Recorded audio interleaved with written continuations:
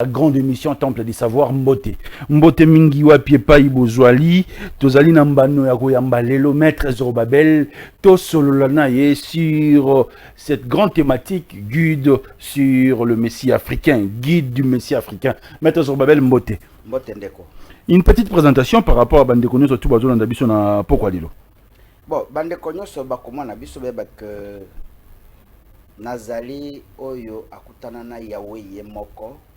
Et que Yahweh apesaka ngai kombo ya Zorobabel suivi na message na ye kende koyebisa na bandeko na nyonso kombo na ngai ezali Yahweh nazali tata na bango pe mokeli na bango na kati ya message wana bakisaki mo elema moko moke et komama beaucoup d'appelés peu d'élus mais oyo alobaka liloba wana beaucoup d'appelés peu d'élus atikala kopesa signe distinctif te. Mais yo Zorobabel, yebisa na bandeko na yo. Le signe distinctif entre celui qui est appelé et celui qui est élu, ezali moto azali na marque M na maboko na ye. C'est-à-dire banzela maboko na yo. Lolenge bokomone pa na ngai et pa bato mingi baza na yango. Ngamu na kopesa o yango te. Mais ezali obotamaki na yango, c'est la lettre M dans vos mains. Très bien. Donc, voilà. Guide du Messie africain. D'abord, c'est qui le Messie africain? Naninde Messie. Vous avez la parole, maître Zorobabel. Ndeko nakanisi thématique ezali quid. Quid du Messie africain. Est-ce que bato mwindo bazali na Messie na bango? Ou bien moto mwindo ye azalaka na motinda mena ete epa Yahweh et que yazali moto kosambelaka bikeko bondoki bakisi binzambi kosambra baninga ne bato, c'est ça la thématique. Très bien. Et na kati ya thématique wana baseli koyeba que soki ozwi mokanda ya Esaïe chapitre 19 verset 23 à 25 ezali kopona bikolo nini oyo ezali bikolo ya Yahweh, bikolo oyo bazali na obligation kozala na Messie na se amoi na se mabele na bikolo wana bokokuta bikolo eza misato: peuple arabe, peuple égyptien, peuple d'Israël. Donc trois pays, trois peuples esengeli ezala na ba messie oyo bakoluka kobongisa to kote mokili pote kimeza na sa moi na bao misato. Nde sikwa balobi na biso Kenya que trois religions monothéistes. Parmi les trois religions monothéistes, le mal me mettre pardon. Côté on a saisi bien. Tu dis bateau peuple misato. Peuple misato oezali messianique au terme de la Bible. Très bien. Peuple aliboso ezali peuple égyptien de manière générale ou antique. Peuple ami bali ezali peuple arabe. Peuple ami misato ezali peuple israélien. Ésaïe chapitre 19 verset 23 à 25. Alors, soto zongi na mokili tokuti que bikolo lokola arabi esezui motinda mina bango baza ko benga ye Muhammad Rasulullah ayepona kote elo ka moko kimyanza mbeza likolo na ye. L'islam est la soumission à l'incréé créateur Yahweh. Il n'y a pas deux. Allah est l'axi incréé créateur. Oyo babotakate bakelate. Yewanande bayelaki na Islam. Islam est imposé motonyo so eba que okoki kosambala nzambe mususu tande o Yesu ateya kabiso aloyi bosambala tate abiso zo likolo pe bokumisa kombo na ye. Sans donner les noms. Yami Balé, ezali judaïsme. Judaïsme, ezali religion aussi monothéiste. Yango, ezali côté akakeloko moko, en dehors ya Yahweh, nzambe muswazate.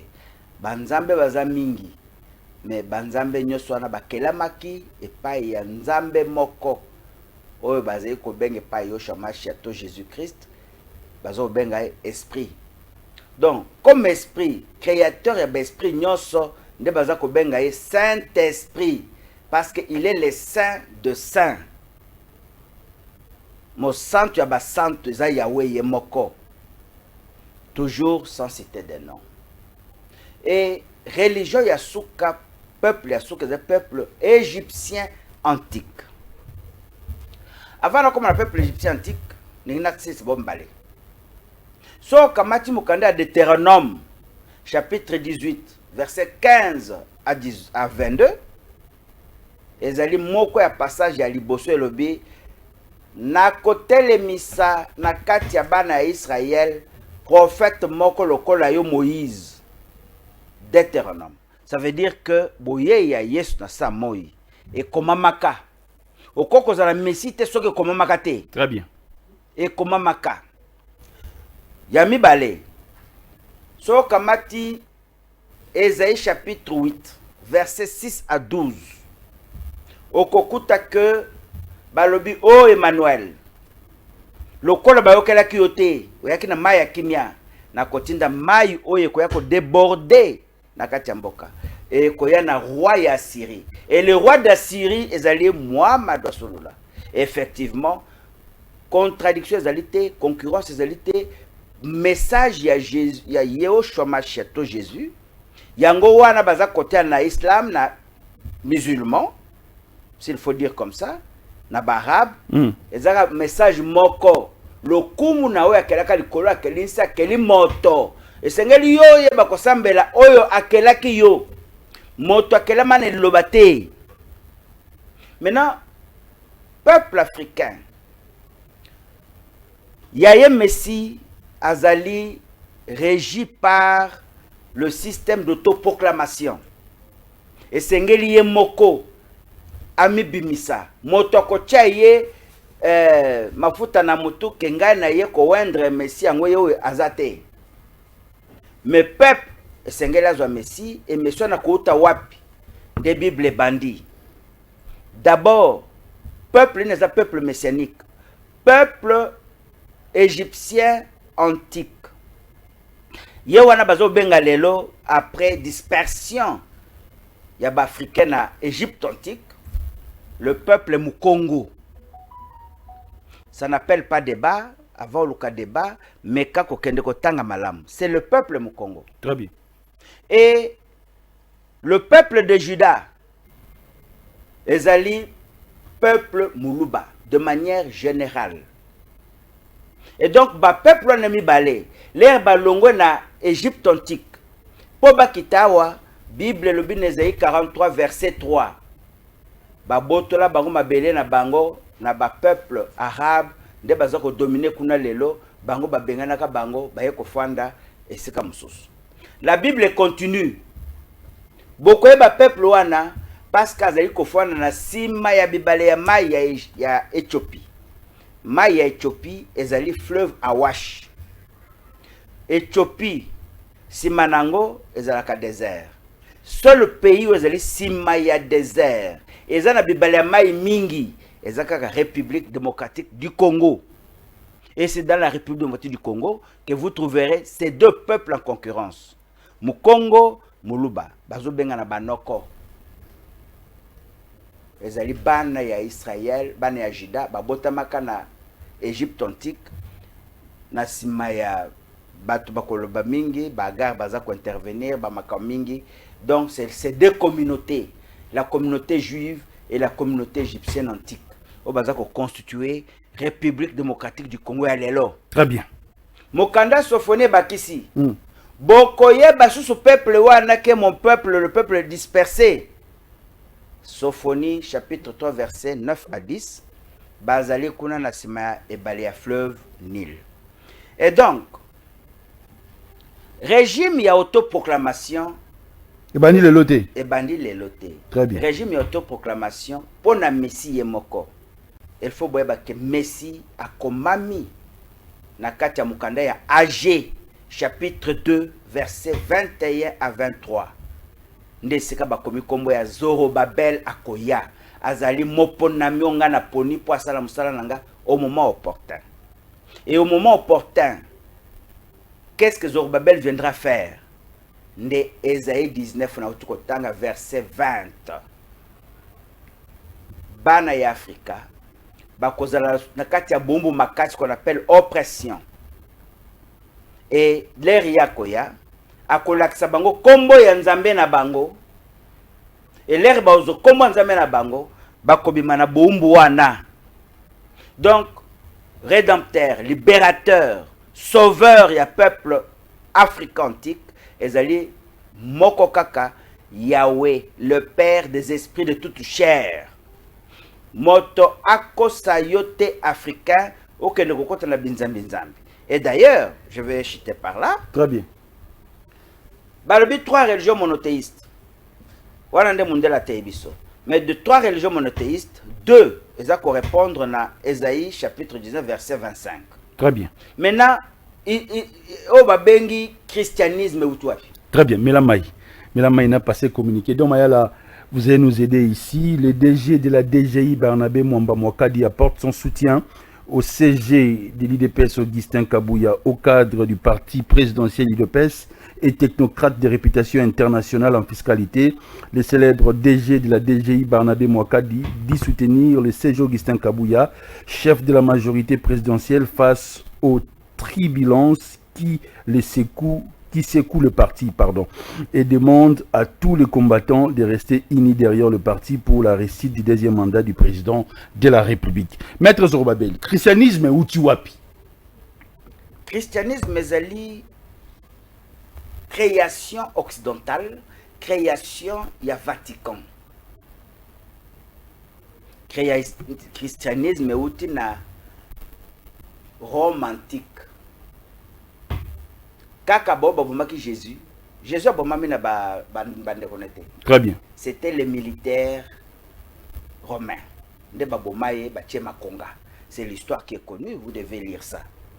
Et babomi Jésus, pourquoi? Parce que Jésus s'est autoproclamé na Nzambe. Et okozala Nzambe te na mokili oyo et yawa lobaki akomeka soka meki koloba wana bobomaye. Très bien. Nde babomakaye. Donc wana ezali parenthèse. Donc, christianisme botami na 325 avec l'intervention de l'empereur Constantin Ier. C'est comme ça que nyonso yo bazalaki kolinga koteya maloba ya Jésus babomaka bango. Très bien. Paul a été assassiné. Mais combien la Bible était pourquoi? Parce que on veut vous flouer. Paul, que vous voulez bien lire, assassiné. Parce qu'il a osé écrire dans 1 Romains chapitre 24 que bokomi ko sambela et que l'amo ole ko sambela mokeli. Alors les Romains ont compris que c'est que nous voulons fabriquer avec Jésus Nzambe et la Trinité, ça ne marchera pas, il faut les tuer. Ndebo babomakai. Mais babomi mokote, bazaki na boloko na Pierre. Pierre, il est pas là qui est gorgé le col en tabac.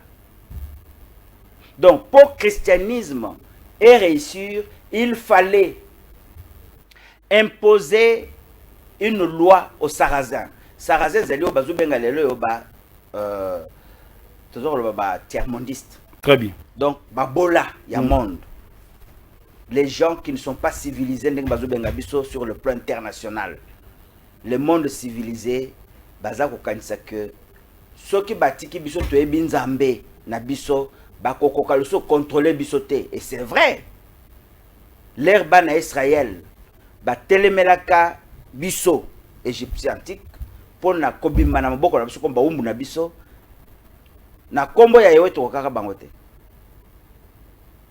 Et donc aujourd'hui le christianisme est comme une souka. Est comme une souka. Ezao bazako benga Babylone la grande. Le christianisme. Le christianisme. Très bien. Vous voyez? Et ndeo bazako c'est le même ordre na katia Bible. Sortez mon peuple de la Babylone antique. Babylone, c'est le christianisme en soi. Avec toutes ses ramifications. Voilà. Cela veut dire que le christianisme est une religion en malamouté pour les Africains. Non, pour le monde entier. pour le monde entier. Parce que, sauf qu'en États-Unis, on ne parle pas de Jésus. C'est Yahweh. Jésus, ce n'est qu'un prophète. D'ailleurs, Jésus était Yoshua. Parce que Jésus est un pseudonyme, il y a Satan. Au lobby? Jésus, le concept Jésus. Très bien. Il y a pseudonyme, il y a Satan. Donc, c'est-à-dire, c'est un nom de code. Jésus. Un nom de code. La Bible est pleine de noms de code. C'est comme ça que même le nom de Yahweh n'est pas dans les Bibles populaires, bah, comment en code éternel. Or, il fallait comment clairement pour Moutounio soit que sauveur nanga ezali Yahweh. Sans Yahweh, ozana mbeba. Il n'y a qu'un seul sauveur. Moi, na ya motote. L'incréé créateur. Mais pour nanini d'abord. Parce que justement, bitumba tozali nango biso bato. Tozana bitumba contre ba angelo yo batombokela ka Yahweh. Batombokela Yahweh pour nanini. Parce que mokili oyo yambote bakela moto. Ba angelo bazali konsidéré comme jardin na bango. Bazali kosakana awa. Tango ba angelo bakeli moto. Nzamba alobi bogumba mela moto wana. Asami na lolenge na ngai baboyaki. Biso tokogumbela mabele te. Nde désobéissance yango wana. Na désobéissance wana bitumbe bimabengani bango. Le bakomi na mokili bango balobi bino pe lokola bozali bikelamu ya Yahweh. Bozanda Yahweh pa yazalaka na lola. Mabele ya Satan lol Yahweh na likolo. E bitumba wana eza bitumba ya ngai na yo te. Eza bitumba ya Yahweh na bilima wana. Pona yo okoki okende lola okendo sani na lola. Si mali wana yo 100 ans, 120 ans nde molimu no okende kopema.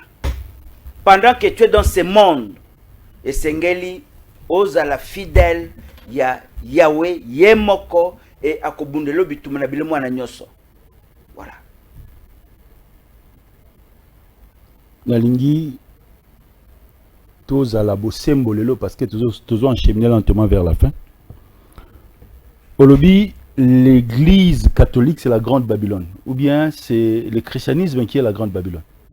Non mais catholique c'est quoi? C'est la papauté. Église catholique ezali. Ezali un pays dans un pays. L'église catholique forme nango ya lelo. N'est-ce pas? Ndezali ko zala ambigu. Mais hier, l'église catholique, c'est le Vatican. Motomundo nyusa ki esclave. Aebaka ke lobi ko eze pa mondelo bazé ko kwamba église catholique. Il n'y avait pas des églises. Donc ezali kazaka ya christianisme. Christianisme yabotami na Vatican. Nzoto alati pona kote ya bato mokili babengi universel. Dans le monde entier esengeli bolanda Yesu nde Nzambe. Or que c'est une mauvaise direction. Or c'est une mauvaise direction. Donc catholique veut dire tout simplement univers. Bato nyonso biso nyonso. Ezali sanga mokili ezala bongo. Mais c'est la désorientation. Yesu aza Nzambe te. À cause de la peine Nzambe te. Parce que Nzambe akosaka te en passant. L'air Yesu azwebisa na Pierre. Yo okokufa avant okufa bando tia maboko balata ko bilamba. Ça veut dire que vieille. Mais pour la kufa ndeni. Pour la kufa jeune. Akufa zana makasi. Akufa ba 4e mutu akokata akufa liwa ya malédiction. Il y a malédiction. Donc, c'est un mensonge. Et Yahweh aza mwana moto te pas comme ça. Mais combien de mensonges Jésus nous a amenés. Même biloko ya binu ya lukuteo, il est en train de venir, il va enlever son église, il va aller au ciel. C'est faux, mes amis. C'est faux et archi faux. C'est un canular. Mindele nyos baby que cette bêtise-là ne passera pas après la batomundo. C'est comme ça que bazo kosayo balobi yo lobi kono na lola kokota makambo ya mokilité. mais yo za na mokili o kende lola ndenge nini lero na mokili awa ozona loko kolia te ozola nzala, alors que tu dois réclamer tes intérêts terrestres pour permettre yo vivre aisément oyeba ndenge ya yo kosambela nzambe malamu. Ngana moni mutu alali nzala na mpema wana sambela nzambe correctement na monité. Maître, est-ce que Zali m'a bien dit que tu as 40 ou 50 jours? Au pot ça nangonini. Je viens de te donner. On est élu depuis le ventre de nos mamans. Ça l'expérience. Kendo ça la jeune na yo o bongo la balinya maboko na yo koma M. Soki o bongoli yango o ye o laksingai kanga no ba photo po bino boliku muibi mingi. Kanga photo ya maboko na yo. Na elongi no esika moko sali boy. Soki bongwani o ye o chenga msapia. Ou bien je donne ma main à couper. Ça ne se fera jamais. Si tu n'es pas de Yahweh, tu n'es pas de Yahweh. Et d'ailleurs, l'ordre que j'ai, les ordres ni. Ordre, bah, pessingue pas Yahweh, zali à que. Moto azana ba marqué. Ne l'aménagez pas. Tika akende na lifelu. Akende kofu biskazo kende kofu. Oh yo yo yele zali ba élu. Yebisa bango babanga ngai makasi. Po baza banzambe. Soki a sali erreur. Azana laquelle. Mais les appeler. Soko lingi non zambete c'est ton droit. D'ailleurs bazo kufu bachani mu Congo. Commerce c'est comme une action de commerce ba cimetière na ba cercueil. Poliwa eleki. Lo eleki pona nini? Parce que bato mingi bachelikia na Jésus alors que Yahweh azali nzamba azwa. Voilà. Les hommes ont gêné 50-60 jours. Donc, je veux que tu comprennes. Bandeko va comprendre. Bandeko. Yahweh azali tata na yo. Tata na yo. Akolinga po apeso réponse na likamboza nango po ça. Onyokola nzoto na yo 50 jours liaka te pour quel motif? Aza chef de l'état d'ayote? Aza chef na yote? Chef de l'état nde olingo kendo mona ye oko forcer porte wana te. Okuta ba telemi wana na ba mura so meki ba beti yo o meki ba bomi yo. Mais Yahweh, sa porte est grandement ouverte. Bozali bana na ye na chef de l'état ya bamboka nyonso ye pas ali mwana ya Yahweh. Est-ce qu'il y a ça la gêne? Pourquoi il y a ça la gêne? Pour passer les kio, mais passer le copain. Et ça pour bunginzela. Yahweh azali tata mokeli. Aza mokeli na. Donc a connu golanzoto o ya yote pour passer le loco. Non mais mes enfants. Très bien. Ngaler na sengi na saki janeta. Très bien. Papa ningina zo bana pesanga bana. Très bien. Papa ningina tanga apesanga kelasi. Papa ningina zo musala apesinga musala. Bongo kende na ngomba ya mangenge ngeto ya luzizila. Wana nyoso ezali buzoba moto azokanisa ke mokeli nzambe fo komimonisa pasi ko combien bazokufa na mangenge wana. Combien bazokufa akendaki veiller to jeune na ye kuna ti asuka kufika kuna. Babimisi bakitie bembe. Nzambe nini okende to yokufa. Attendez, je vais vous dire une chose. Bible lobi ba oyo nyoso bache elike pananga.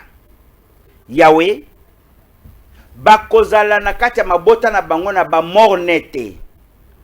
Mwana moko ya kokufa na kati ya mabota bakozala te. Oyo nyoso akokufa na mabota na bango eza na âge ya 100 ans. Babengi aza jeune. 100 ans. Ceux qui ont 100 ans, et Yahweh te, ont 100 ans à malédiction, c'est la Bible. Réponse n'est plus simple. Parce que Batua Masumu, Pona Bango, Nzambe, Azako Tale Masumu na Bango, Bazoko qui sa 100 ans, Bango Bazoko qui sa 70 ans à Koufi. 80 ans. Akoufi. Donc, on coupe un peu avant l'âge des Amabé. Non, mais âge ya bénédiction na Bible les âges nini. Yawa lobi kangama na ngai na ko bénir jusqu'à la 4e génération. Génération moko ezaka na 25 ans. 25 fois 4 ça fait combien? 25 4 fois, ça fait combien? 100 ans. Mais avant yo banda kobota. Prenons le kanga na bali kobota na 20 ans. Naza déjà na ba deuxième génération. Ba oyo ngai na boti ba boti. Oya ngai moko. C'est ça.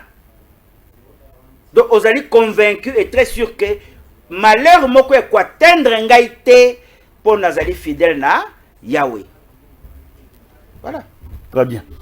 Maître, les croyants, les yaouistes, les musulmans du monde entier, les kimbangistes, les chrétiens, tout le monde vous suit.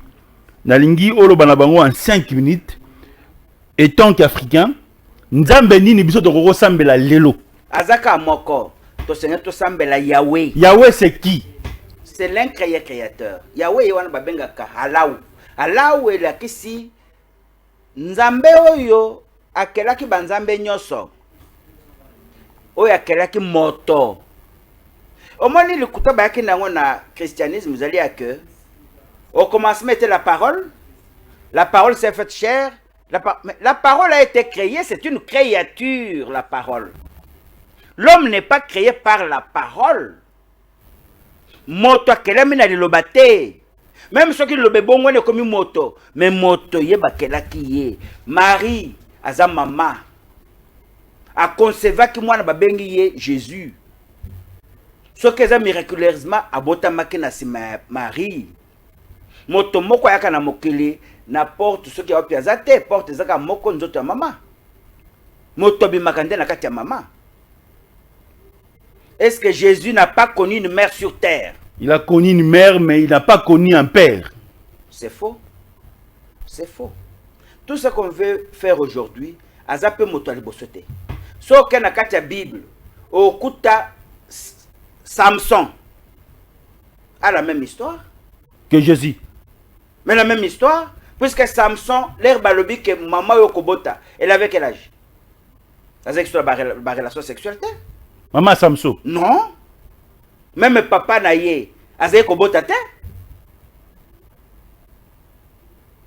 Samson za mwana liboso ya mobali ya kimpaka pe ya suka.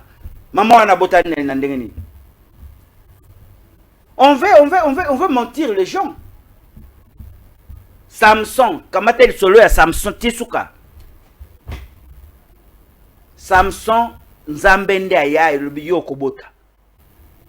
Mobali abota kate. Te Samson botami. Ba yebe ki kaza nzambele bamoni oya yebiseki bango azaki ko moto. L'air moto epeli akota kati ya moto. Ya to moni nzambe to kufa. Moi ça lobi to kufa te. To kufa te parce que volonté na yende lobi esali ke to kutana ye. Soka linga to kufa, alinga kutana bisote. Moi ça botaka Samson. Il n'y a pas que Samson dans la Bible. Il y a plein de gens oyo même na bambo kanabiso parce que il y a une histoire belle ko komangote et histoire tout le ya bapaya. Non. Il y a des gens qui n'ont pas le début et la fin. Est-ce que nakati ya Bible zo benga Melchisedek? Azaki na tata nene. Maman nene. Tu peux me donner le nom ya maman ya Melchisedek? Hein? Non, non. C'est moi qui pose des questions. Ah, mais Jésus a une mère. Mais écoute, Melchisedek n'a même pas de mère. Très bien. Wow. Donc, Nazak Web Sabino Bosolo. Tu veux vivre. Tu veux vivre. Kangama na komoko kamoko. Na binotek. Elo kaka na kolingana bakisa. Kosambela kayawa haute voix te. Pour moklezali mabe les mirons des oreilles. Pour sambela en silence. Il faut savoir du fond du cœur. Senga et du fond du cœur en koyo kayo. Mais que une émission directe. Donc nous sommes habitués à crier ici en Afrique. Mais vous criez pour avoir quoi? La Bible est claire. Bazo ganga quoi que je les écoute. Non, crier dans vos cœurs. C'est ça que dit la Bible. Hmm. La Bible dit, il faut crier dans votre cœur. Très bien. Merci Jocelyn Alain. Merci. Les numéros de contact, je garde. Hein. Oui. Je garde les numéros de contact. Votre dernier mot? Non, moi, je n'ai pas de dernier mot. Pour l'émission.